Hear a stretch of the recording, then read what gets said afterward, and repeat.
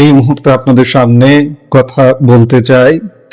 আবার কি ৭১-এর ভূমিকায় ছাত্রলীগ? কেন আমরা বিস্তারিত ব্যাখ্যায় সেটি বলবো। ৭১-এ ছাত্রলীগের কি ভূমিকা ছিল, আজকে কি ভূমিকা পালন করছে, এজন্য আমাদের ভিডিওটি শেষ পর্যন্ত আপনাকে দেখতে হবে। বাংলাদেশের রাজনীতিতে কি তবে এবার কোনো বড়সড় পরিবর্তনের হাওয়া বইছে? ২০২৪ সালের ৫ই আগস্ট শেখ হাসিনা সরকার পতনের পর যে দলটির নেতা কর্মীদের কার্যত খুঁজে পাওয়া যাচ্ছিল না, আজ ২০২৬ সালের জুনে এসে তারা আবার রাজপথে।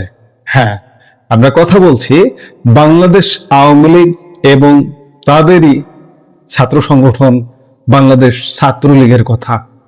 গত বছর মে মাস থেকে আওয়ামী লীগের কার্যক্রম এবং ২০২৪-এর অক্টোবরে ছাত্রলীগকে নিষিদ্ধ করা সত্ত্বেও সাম্প্রতিক দিনগুলোতে দেশের বিভিন্ন প্রান্তে তাদের আকস্মিক এবং একের পর এক ঝটিকা মিছিল এখন টক অব দ্য কান্ট্রি। এমনকি এই ঝটিকা মিছিলগুলোর কারণে রীতিমতো তটস্থ তারেক রহমানের বর্তমান সরকার ও পুলিশ প্রশাসন। কিন্তু হঠাৎ কেন এই গা ঝাড়া দিয়ে ওঠা? এর পেছনে আসল রহস্য কি? ঘটনার সূত্রপাত কিন্তু হুট করে হয়নি। চলতি জুনের প্রথম সপ্তাহে দেশের রাজনীতিতে এক নয়া মাত্রা যোগ করেছে ছাত্রলীগের এই আকস্মিক উপস্থিতি। ঢাকার বুকে ছাত্রলীগ চ্যালেঞ্জ দিচ্ছে।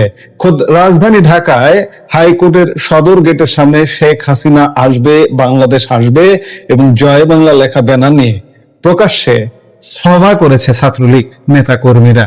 এরই মধ্যে চট্টগ্রামে চলছে ইঁদুর বেড়াল খেলা। সবচেয়ে বড় আলোড়ন সৃষ্টি হয়েছে চট্টগ্রামে।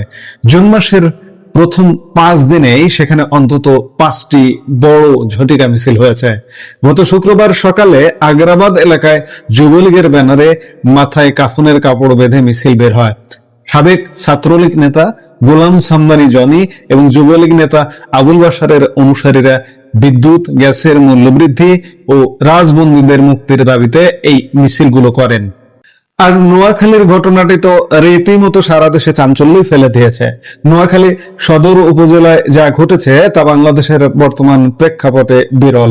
সেখানে কয়েক হাজার নেতাকর্মীর বিশাল জনস্রোত দেখে দায়িত্বরত মাত্র 6 জন পুলিশ সদস্য পিছু হটতে বাধ্য হন। স্থানীয় সুধারাম মডেল থানার ওসি নিজেই স্বীকার করেছেন, লোকবল বেশি থাকায় তারা নিরাপদ দূরত্বে সরে যান।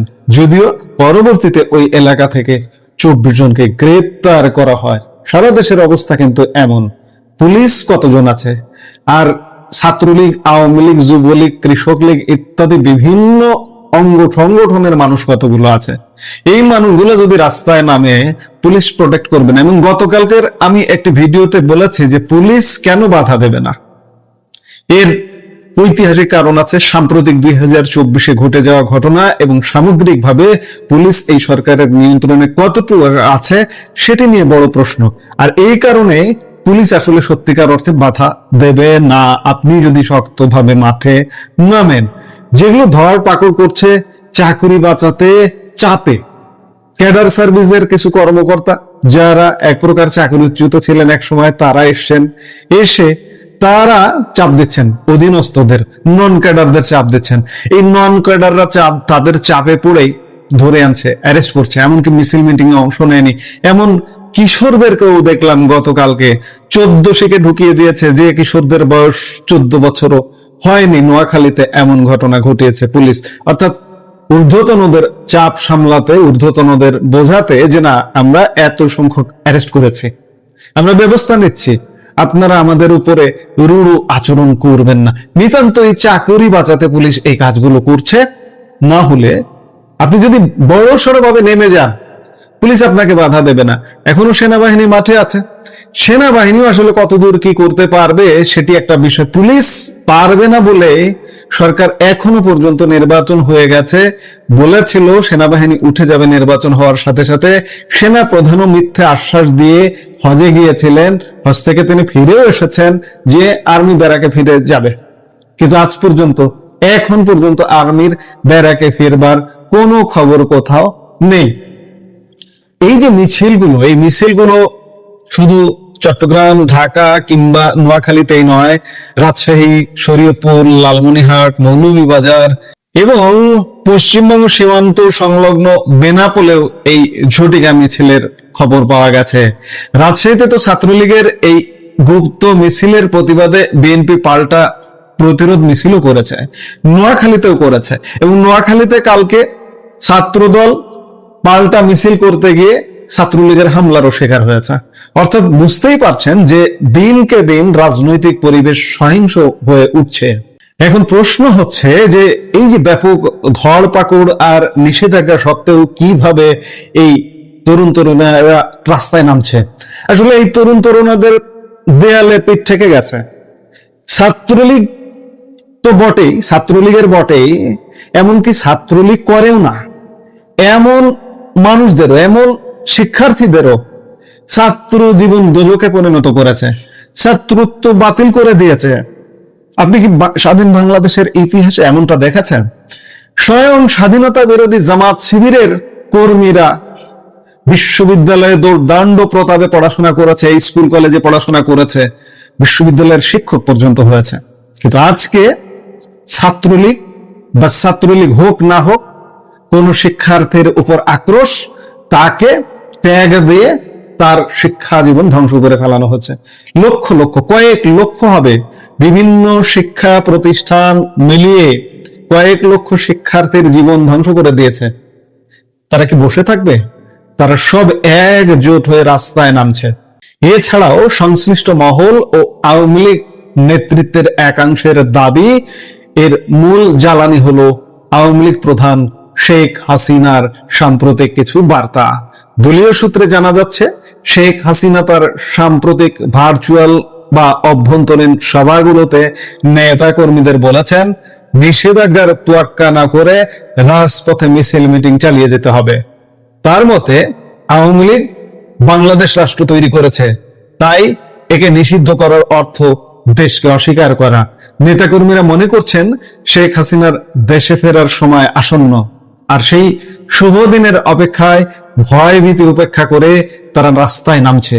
শুধু তাই নয়, স্থানীয় সূত্রগুলো দাবি করছে এই মিছিলগুলোতে কেবল ছাত্রলীগ কর্মী নয়, সাধারণ মানুষেরও অনেকেই যোগ দিচ্ছেন। কেন নামবে না বলুন? সাধারণ মানুষের জীবন ওষ্ঠাগত করে ছেড়ে দিয়েছে এই 2 বছরের 2 সরকার। কারখানা বন্ধ, শ্রমিকরা রাস্তায়, সাধারণ মানুষ, খেটে খাওয়া মানুষ কর্মহীন হয়ে পড়েছে, তারাও যোগ দিচ্ছে এবং মিছিলের সংখ্যা দিনকে দিন বাড়ছে। আজকে যখন এই পরিস্থিতি, তখন স্বাভাবিকভাবে আমরা একটু ঐতিহাসিকভাবে ইতিহাসের দিকে যখন তাকাই, তখন গৌরবোজ্জ্বল ছাত্রলীগের ইতিহাসের কথা মনে পড়ছে। ছাত্রলীগ কিন্তু একটা হেতাপেতা সংগঠন নয়, 78 বছরের সংগঠন, আওয়ামী লীগের থেকেও পুরনো সংগঠন। আওয়ামী লীগেরও 1 বছর আগে ছাত্রলীগের জন্ম। 1948 সালের 4 জানুয়ারি জন্ম নেওয়া এই সংগঠনে রয়েছে এক অনন্য অতীত। বিশেষ করে 1971 সালের মহান মুক্তিযুদ্ধে এই সংগঠনের অবদান ভোলার মতো নয়।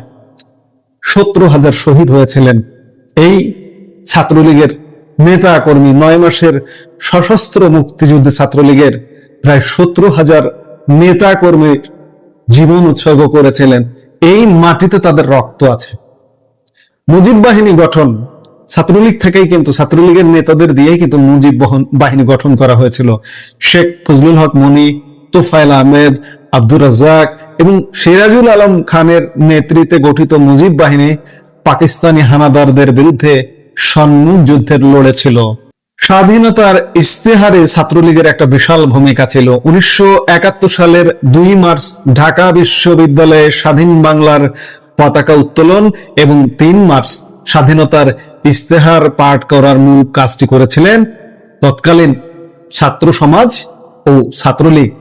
ইতিহাসের সেই গৌরব, আজকের যে নিষিদ্ধ সংগঠনের তকমা, এই দুইয়ের মাঝে দাঁড়িয়ে আজ সাধারণ মানুষের মনে বড় প্রশ্ন, সেদিনের সেই ছাত্রলীগ কি আজ আবারও কোনো নতুন মুক্তির পথ দেখাচ্ছে, নাকি এই ঝটিকা মিছিলগুলো কেবলই রাজনৈতিক অস্তিত্ব টিকিয়ে রাখার শেষ চেষ্টা?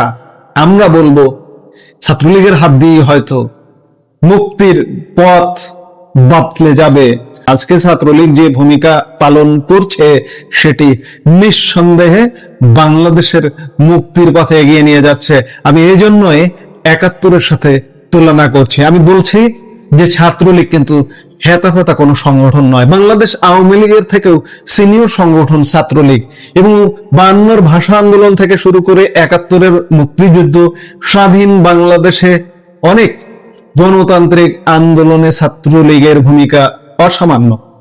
মাঝে মাঝে কিছু বিতর্কিত ভূমিকা আছে, কিন্তু সেই বিতর্কের চেয়ে গৌরবের ভূমিকা অনেক অনেক বেশি। এবং আজকে ২০২৬-এ এসে মনে হচ্ছে যেন ছাত্রলীগ আবার সেই ৭১-এর কথা স্মরণ করিয়ে দিচ্ছে, আবার সেই গৌরবের পথে হাঁটছে।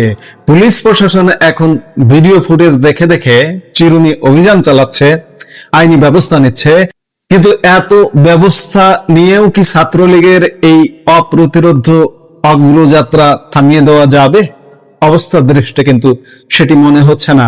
আমরা গত কয়েকদিন দেখছি, আজকে যে মুহূর্তে এই ভিডিওতে কথা বলছি তখনও খবর পাচ্ছি রাজধানী ঢাকা সহ বিভিন্ন জায়গায় ছাত্রলীগে যেন একটা নতুন জোয়ার শুরু হয়ে গেছে। নতুন নতুন স্থানে নতুন নতুন উপায়ে মিছিল করছে তারা। তবে একটি বিষয় পরিষ্কার, বাংলাদেশের রাজনীতিতে শান্তি এত সহজে আসছে না। ছাত্রলীগের এই আকস্মিক রাজপথে ফিরে আসাকে কিভাবে দেখা যায়? এটি কি আসলেই রাজনৈতিক প্রত্যাবর্তনের ইঙ্গিত নাকি সাময়িক উত্তেজনা? আমরা বলছি এটি প্রত্যাবর্তনের ইঙ্গিত। এবং সামনে কি ঘটছে নিশ্চয়ই আমাদের দেখতে হবে, আমরা নিশ্চয়ই দেখব। এই মুহূর্তের ভিডিও থেকে বিদায় নিতে চাইছি। সবাই ভালো থাকুন, সুস্থ থাকুন, দেখা হবে পরবর্তী ভিডিওতে। আমাদের ভিডিওগুলো নিয়মিত পেতে সাবস্ক্রাইব করুন Sajjad Kadir and the legends YouTube channel এবং লাইক, কমেন্ট, শেয়ার করে সাথে থাকুন।